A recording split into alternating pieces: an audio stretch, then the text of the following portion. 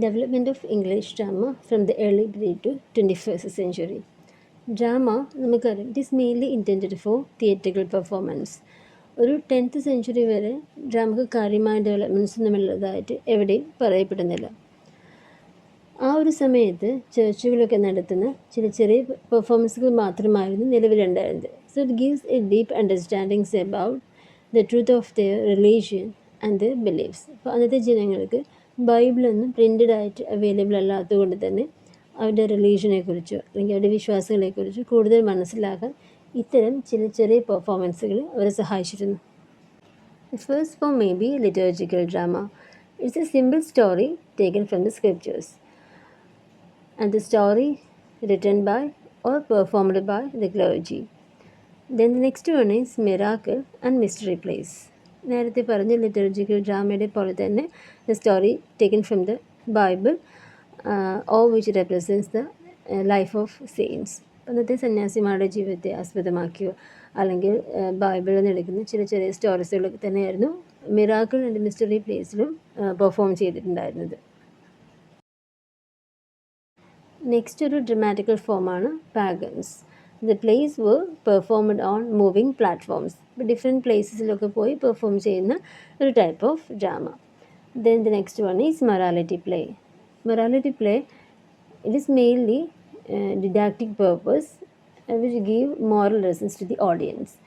എന്തെങ്കിലും ഒരു moral values provide ചെയ്യുന്ന രീതിയിലുള്ള ടൈപ്പ് ഓഫ് ഡ്രാമയാണ് മൊറാലിറ്റി പ്ലേ. ഒരുപാട് അലിഗോറിക്കൽ ക്യാരക്ടേഴ്സിനെയൊക്കെ അത് include ചെയ്തിട്ടുണ്ടായിരിക്കും. For example everyman and the castle of perseverance. Interludes, a short version of morality play which reflects the socio-political developments in society. For example, The Four Ps by John Hayward. പിന്നീട് വന്നൊരു മാറ്റം എന്ന് പറയുന്നത്, പിന്നീട് വന്നൊരു സമയത്ത് English drama was heavily influenced by the classical drama. Play റൈറ്റേഴ്സിനെ സംബന്ധിച്ചിടത്തോളം വളരെ സിഗ്നിഫിക്കൻ്റ് ആയിട്ടുള്ള ഡെവലപ്മെൻറ്റ്സ് വന്നിട്ടുള്ളൊരു സമയമായിരുന്നു renaissance, especially the formation of theatres. നമുക്കറിയാം, first permanent English theatre the red lion open ചെയ്തത് 1567 പക്ഷെ അത് ഷോർട്ട് ലീവ്ഡ് ആയിരുന്നു, ഫെയിലിയർ ആയിരുന്നു, കാര്യമായ പെർഫോമൻസുകളൊന്നും ലഭിച്ചിരുന്നില്ല. അതിനുശേഷം ഒരു 10 years കഴിഞ്ഞ് 1576 the first successful theatre the theatre open ചെയ്യുന്നത്. അതിൻ്റെ കൺസ്ട്രക്ഷൻ ജെയിംസ് ബബേജ് ആയിരുന്നു. പിന്നീട് ഓരോ വർഷങ്ങളിലായി the theatre rose, swan, globe, the fortune, red bull, ഒരുപാട് തിയേറ്റേഴ്സ് പിന്നെ വന്നിട്ടുണ്ട്. അന്നത്തെ പ്ലേ റൈറ്റ്സിന് അവരുടെ വർക്കുകളൊക്കെ പെർഫോം ചെയ്യാനുള്ള അവസരം കുറച്ച് കൂടുതലായി ലഭിച്ചു എന്ന് വേണമെങ്കിൽ പറയാം. അവരുടെ പെർഫോമൻസിൻ്റെ ഒരു സ്പെഷ്യാലിറ്റി എന്ന് പറയുന്നത് ഓരോ തിയേറ്റേഴ്സിനും അവരുടെ ആക്ടിങ് കമ്പനീസ് ഉണ്ടായിരുന്നു. അവരുപയോഗിക്കുന്ന കോസ്റ്റ്യൂംസ് എന്ന് പറയുന്നത്, അവരുപയോഗിക്കുന്ന colours which symbolised their class. Historical play, tragedy, comedies, different ആയിട്ടുള്ള ടൈപ്സ് ഓഫ് ഡ്രാമാസ് അവിടെ പെർഫോം ചെയ്തിട്ടുണ്ടായിരുന്നു. പക്ഷേ പിന്നീട് the performance of the plays remain banned for the next 18 years. Restoration അതിന് ശേഷം ആണ് പിന്നീട് തിയേറ്റേഴ്സ് വീണ്ടും റീഓപ്പൺ ചെയ്യുന്നതും then again performing many plays. അപ്പോൾ ഒരു 18 വർഷക്കാലത്തേക്ക് തിയേറ്റർ പെർഫോമൻസ് പ്ലേസ് ഒന്നും പെർഫോം ചെയ്യുന്നത് ബാൻ ചെയ്യുകയും പിന്നീട് റെസ്റ്റോറേഷൻ വന്നതിന് ശേഷമാണ് പ്ലേസ് വീണ്ടും പെർഫോം ചെയ്യാനുള്ള അനുവാദം ലഭിക്കുക.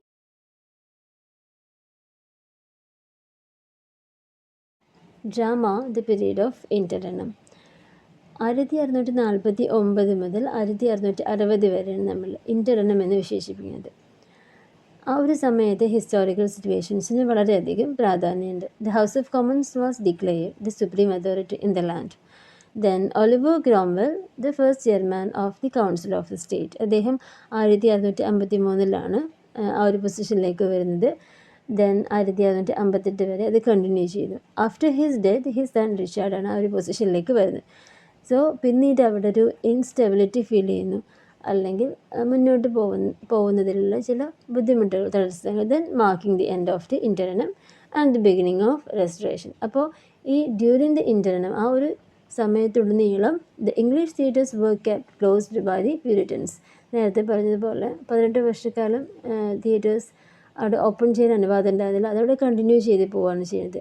എങ്കിലും അവിടുത്തെ ഡ്രമാറ്റിസ്റ്റ്, ആ ഒരു സമയത്തുള്ള ഫേമസ് ആയിട്ടുള്ള ഡ്രമാറ്റിസ്റ്റ്, അവരുടെ heroic dramas, pathetic drama, restoration comedy, ഒരുപാട് ഡിഫറെൻറ്റ് ടൈപ്സ് ഓഫ് ഡ്രാമാസ് അവിടെ ഫോം ചെയ്യുന്നുണ്ട്.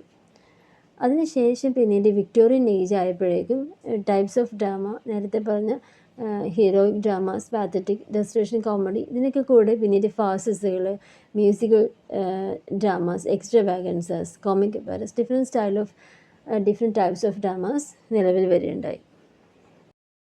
20th സെഞ്ച്വറി ആയപ്പോഴേക്കും ഡ്രാമയുടെ പെർഫോമൻസ് ആണെങ്കിലും സ്ട്രക്ചർ, സ്റ്റൈലൊക്കെ ഒരുപാട് മാറ്റങ്ങൾ വന്നിട്ടുണ്ടായിരുന്നു.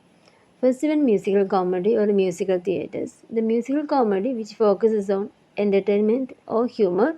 Musical theatres equal importance given to music. 1920s ഒക്കെ ആയി കഴിഞ്ഞപ്പോഴേക്കും ദ ജാസ് ഏജ് അല്ലെങ്കിൽ ജാസ് മ്യൂസിക്സ്, ഒരു കൾച്ചറൽ ചേഞ്ചസ് ആണ് അവിടെ സംഭവിക്കുന്നത് in American theatre performance. And jazz musics, dance style gain world wide popularity. Then kitchen sink realism or kitchen sink dramas, portraying the real life situations or everyday lives of struggles of the working class.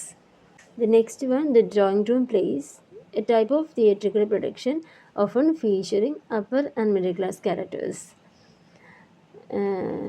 The drawing room plays explore their social interaction, relationships, the challenges they face. ഇപ്പോൾ സൊസൈറ്റിയിൽ middle class, working class എന്തെല്ലാം face ചെയ്യുന്നു, അവരുടെ relationships, അവരുടെ social interactions, അവർ face ചെയ്യുന്ന കാര്യങ്ങൾ, ഇതെല്ലാം explore ചെയ്യുന്ന തീംസ് ആയിരുന്നു ഡ്രോയിങ് റൂം പ്ലേസിലുണ്ടായിരുന്നത്. ഫോർ എക്സാമ്പിൾ, ഓസ്കാർ വാൽഡിൻ്റെ the importance of being earnest ഇത് ബെസ്റ്റ് എക്സാമ്പിളാണ്. Absurdist play or theatre of absurd. The plays highlights the lack of meaning or purpose in life. അതായത് ഒരു ഇല്ലോജിക്കലായിട്ടുള്ള പ്ലോട്ട് കൺസ്ട്രക്ഷൻ, മീനിങ്ലെസ്നെസ് ആയിട്ടുള്ള സംഭവവികാസങ്ങളൊക്കെ ആയിരുന്നു അബ്സർഡിസ്റ്റ് play. 1870 non commercial theatre ആയിട്ടുള്ള royal court theatre, പിന്നീട് റേഡിയോയുടെ പ്രാധാന്യം, അതിനുശേഷം 21st സെഞ്ച്വറിയൊക്കെ ആയപ്പോഴേക്കും real life drama series. Then starting മുതൽ 21st സെഞ്ച്വറി വരെയുള്ള ഡ്രാമയുടെ ഡെവലപ്മെൻറ്റ്സിനെ കുറിച്ചാണ് പറഞ്ഞിട്ടുള്ളത്. അപ്പോൾ ഓരോ കാലഘട്ടത്തിലും ഫേമസ് ആയിട്ടുള്ള ഒരുപാട് ഡ്രമാറ്റിസ്റ്റുകളുണ്ട്, അവരുടെ ഫേമസ് ആയിട്ടുള്ള ഒരുപാട് വർക്കുകളുണ്ട്. അവർ കൊണ്ടുവന്നിട്ടുള്ള റൈറ്റിംഗ് സ്റ്റൈലുകളൊക്കെ വളരെയധികം പ്രാധാന്യമുള്ളതാണ്. ഡെവലപ്മെൻറ്റ്സ് ഓഫ് ഇംഗ്ലീഷ് ഡ്രാമ നമ്മൾ മനസ്സിലാക്കുമ്പോൾ സിലബസിനകത്ത് എടുത്തു പറയുന്ന 2 പ്രധാനപ്പെട്ട വർക്കുകളാണ് our first tragedy Gorboduc by Thomas Sackville and Thomas Norton. Then our first comedy Ralph Doister by Nicholas Udall. Thomas സാക്വിലിനെ കുറിച്ച് പറയുമ്പോൾ നേരത്തെ പറഞ്ഞതുപോലെ തോമസ് നോട്ടൻ്റെ കൂടെ കൊളാബറേറ്റ് ചെയ്ത് എഴുതിയിട്ടുള്ള വർക്കാണ് ഗോബോഡക് എന്ന് പറയുന്നത്. അത് കൂടാതെ അദ്ദേഹത്തിൻ്റെ മറ്റൊരു ഇമ്പോർട്ടൻ്റ് ആയ വർക്കാണ് a mirror for magistrate. It's a collection of tragic lives of historical figures and the moral lessons. അതിനകത്ത് വരുന്ന 2 പ്രധാനപ്പെട്ട വർക്കുകളാണ്, പോയിംസാണ്. Complaints of Henry duke of Buckingham, second one the induction. ഈ ഇൻഡക്ഷനിൽ ഒരുപാട് എലിഗോറിക്കൽ ഫിഗേഴ്സൊക്കെ വരുന്നുണ്ട്. And this poem describing an imaginary journey into the infernal regions of the underworld. അപ്പോൾ ആ ഒരു യാത്രയിൽ, ആ ഒരു ഇമാജിനറി ജേർണിയിൽ, during this journey he meats number of terrifying figures. അപ്പോൾ അതുമായും അതിൻ്റെ കോൺസിക്വൻസസ് ഒക്കെയാണ് ഇതിനകത്ത് പറയുന്നത്. Then next one, Thomas Norton. He was a lawyer, politician and playwright. He translated works by John Calvin and Alexander Novel and co-author of Gobodok. Gobodok എന്ന് പറയുന്ന work first 1560 അത് publish ചെയ്യുന്നുണ്ട്. അതിനുശേഷം then it was revised and reprinted as the tragedy of Ferrex and Porrex. 1570 വീണ്ടും tragedy of Ferrex and Porrex എന്ന് പറഞ്ഞിട്ട് sub ടൈറ്റിലിൽ വീണ്ടും അത് റിവൈസ് ചെയ്ത് റീപ്രിൻറ്റ് ചെയ്ത് വരുന്നുണ്ട്. ഗോബോഡക് or the tragedy of Ferrex and Perex, our first English tragedy in blank verse, inspired by Senecan tragedy, theme of political instability, power and revenge. Greek style of chorus use ചെയ്തിട്ടുണ്ട്, അതുപോലെ നേരത്തെ പറഞ്ഞൊരു blank verse use ചെയ്തിട്ടുണ്ട്.